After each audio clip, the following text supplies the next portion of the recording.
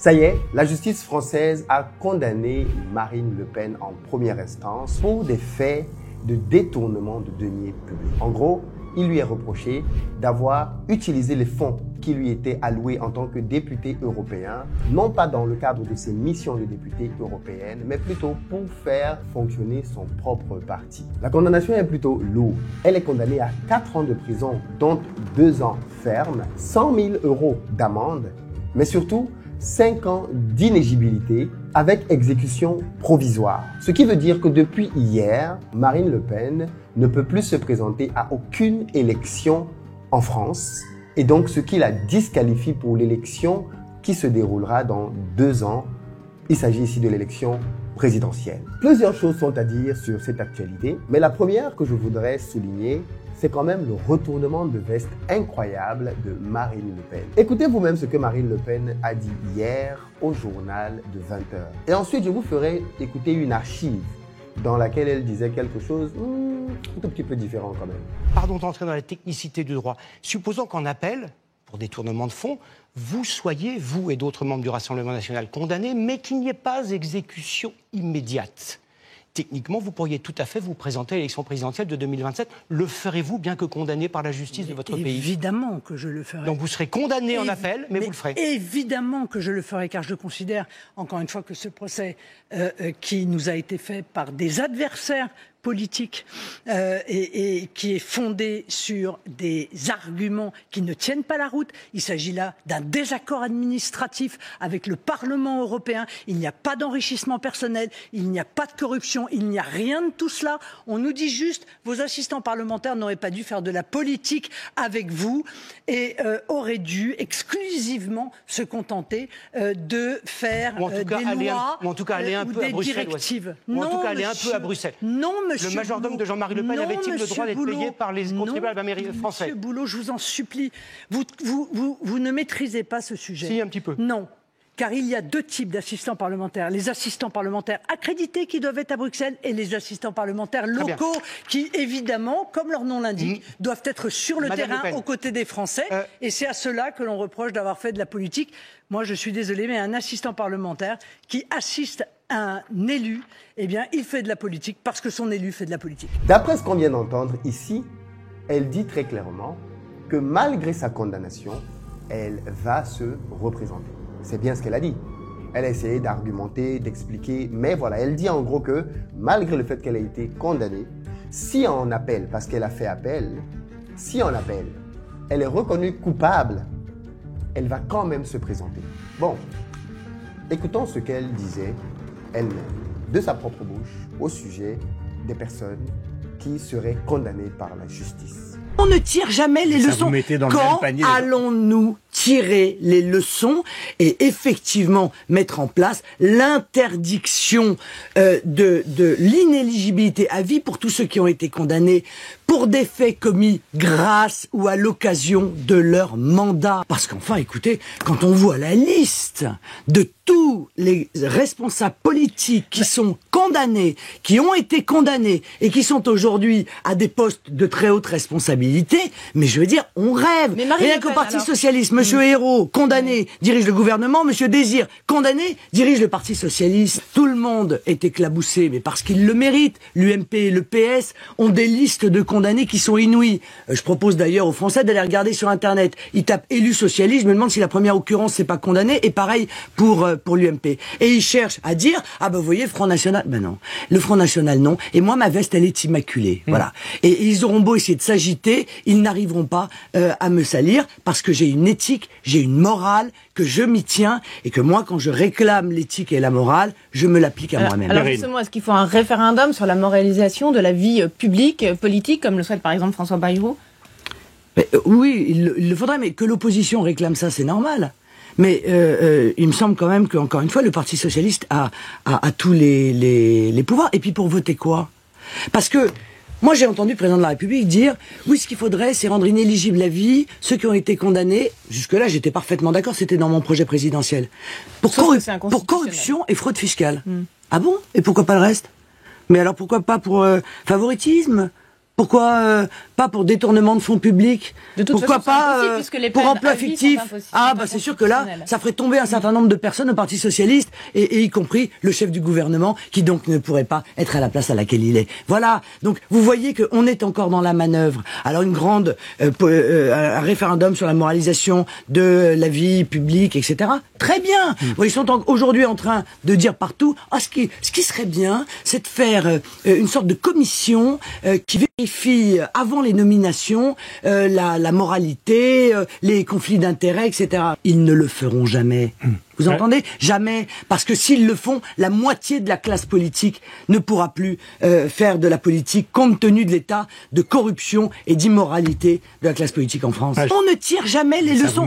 Quand allons-nous tirer les leçons et effectivement mettre en place l'interdiction de l'inéligibilité à vie pour tous ceux qui ont été condamnés pour des faits commis grâce ou à l'occasion de leur mandat? Je ne sais pas comment on appelle ça, mais ça, pour moi, c'est un minimum un retournement de veste assez incroyable.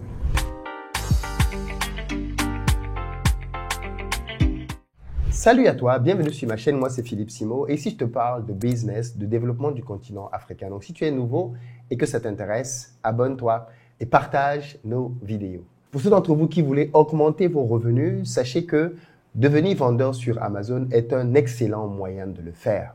Ça fait maintenant plusieurs années que je travaille sur cette plateforme et que j'accompagne des élèves à le faire.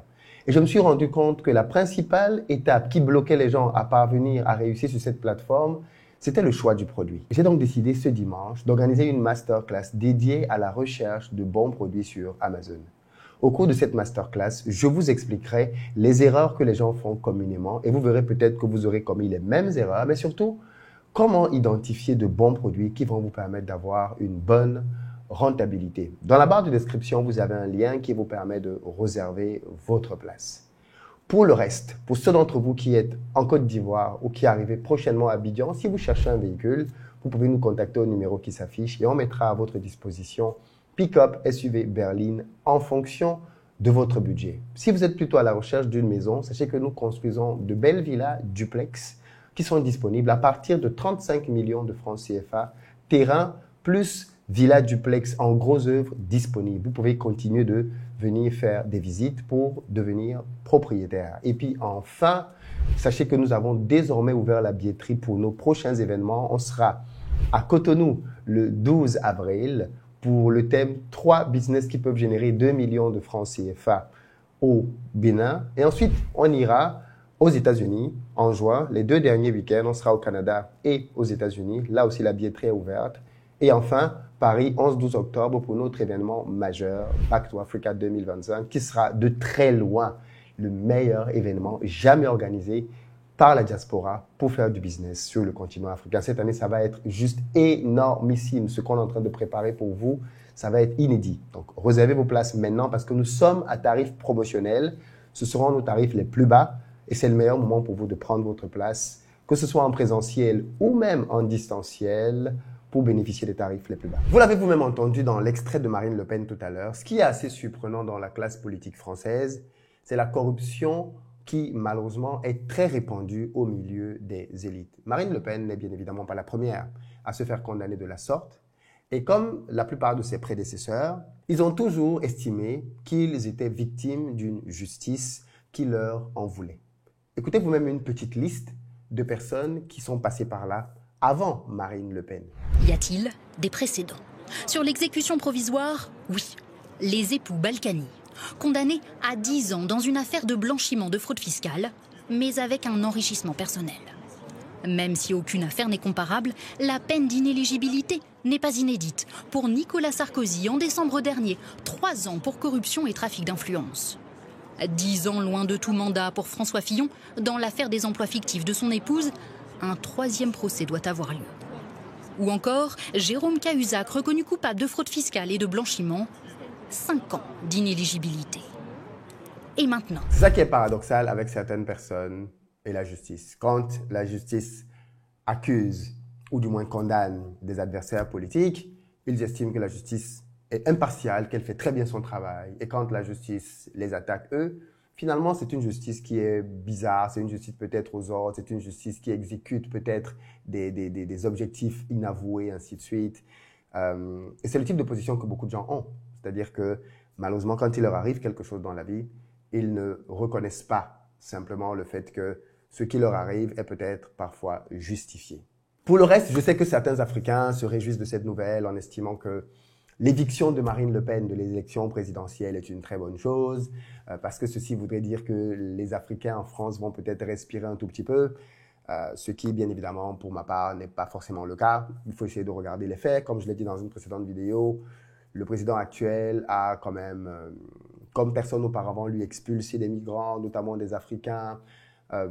Et je ne sais pas sur quelle base factuelle les gens pensent que c'est bien maintenant et ça risquerait d'être pire après. Pour le reste, comme je l'ai déjà dit, il faut essayer de garder le contrôle de votre vie. Ne laissez pas quelqu'un d'autre pouvoir décider de votre vie, de votre destinée, de ce qui est bien, pas bien pour vous. Vous devez essayer de rester au contrôle de votre vie, au travers des choix que vous allez simplement opérer pour vous, pour votre famille, pour votre avenir. Aussi simple que ça. Je le dis parce que certaines personnes ont la naïveté de penser que leur vie va être changée par un politicien. Je ne sais pas pour vous, mais avez-vous déjà vu un politicien changer la vie de quelqu'un? Honnêtement, si vous êtes dans l'état d'esprit de penser que l'arrivée de Marine Le Pen au pouvoir va détruire votre vie ou que l'arrivée d'un autre président va améliorer votre vie, je pense que vous vous trompez un tout petit peu. Les politiciens ne sont pas principalement motivés par le fait de changer la vie de leurs concitoyens. En général, je ne dis pas que tous sont comme ça, bien évidemment, mais en tout cas, ceux qui dirigent principalement le monde ne sont pas forcément animés d'un amour profond pour leur peuple au point où ils sont là pour faire des sacrifices et se battre pour leur peuple. Non, bien souvent, les politiciens sont là pour simplement récompenser ceux qui les ont mis au pouvoir. Aussi simple que ça, parce qu'une élection présidentielle, derrière, c'est une question de gros moyens. Et il faut mobiliser énormément de fonds pour pouvoir, derrière, être en mesure de pouvoir gagner le pouvoir. Et donc, généralement, les politiciens se font financer par des industriels, des entrepreneurs, des gens qui sont très riches, des familles fortunées. Et une fois que ces personnes arrivent au pouvoir, elles essaient bien évidemment de rendre l'appareil, de donner des faveurs, parfois même de créer des lois qui vont aller dans le sens d'éviter à certains d'être condamnés ou de permettre à d'autres d'avoir certains avantages, ainsi de suite. Ainsi, bien évidemment, fonctionne le monde dans lequel nous sommes. Et dans cette configuration, on ne peut pas donc vivre sa vie et la confier entre les mains d'un politicien, en espérant que quand celui-là sera au pouvoir, il va faire ci, ça, qui va être favorable pour nous et on va s'en sortir. Je pense qu'il faut évidemment éviter de tomber dans ce genre de raisonnement, d'analogie, mais plutôt se demander, qu'est-ce que je peux faire pour améliorer ma vie? Qu'est-ce que je peux faire pour améliorer mes propres conditions? Parce que quand vous êtes dans cet état d'esprit-là, les gouvernements vont se suivre, ils vont peut-être changer leurs lois, mais vous resterez au contrôle de votre bateau. Et c'est ce que je vous souhaite en tout cas. Sortez du mindset, si vous êtes là-dedans, des personnes qui attendent que quelqu'un d'autre vienne leur apporter le secours, vienne leur apporter le salut, vienne les délivrer. Parce que beaucoup de gens sont dans cette logique-là. Croyez-moi, même si quelqu'un d'autre vient au pouvoir, il ne va pas venir changer votre vie à votre place. Il peut mettre une loi plus favorable, il peut mettre un système social, il peut mettre un système d'aide, mais ça va peut-être vous donner un souffle, mais ça ne va pas radicalement changer votre vie. La personne qui pourra changer votre vie, c'est vous-même. Ce sont vos efforts, c'est votre travail, c'est votre abnégation à vous en sortir qui vont finalement être des éléments déterminants dans votre succès. Et tant que vous remettez ça entre les mains de quelqu'un d'autre, je crains le pire pour vous. Voilà un peu ce que je voulais vous partager. J'avais à vous dire sur cette thématique-là. J'espère que ça vous parle. Dans les commentaires, dites-moi ce que vous en pensez du retournement de veste de Marine. Elle n'est pas la seule. Nicolas Sarkozy, bien d'autres politiciens l'ont fait avant eux. Et ce qui est d'ailleurs ubuesque, c'est que ce sont ces mêmes gens qui nous donnent des leçons. Ce sont les mêmes gens qui nous expliquent ce qu'il faut faire. Ce sont les mêmes gens qui sont les patrons du monde, malheureusement. La balle est dans votre camp, les amis. Votre vie est entre vos mains. Ne la confiez pas à un politicien, quel qu'il soit. Je le répète, je ne dis pas que tous les politiciens se valent ou qu'il n'y a pas parmi eux des gens sérieux. Mais je dis que même avec les gens sérieux, ne prenez pas le risque de leur confier votre vie. Votre vie est votre responsabilité. Il vous revient à vous-même de trouver des voies et moyens de vous en sortir, d'apporter un avenir meilleur à votre famille, aux gens qui vous sont proches. Ne confiez pas ça à un président, même si bien évidemment ils ne se valent pas tous. Peace.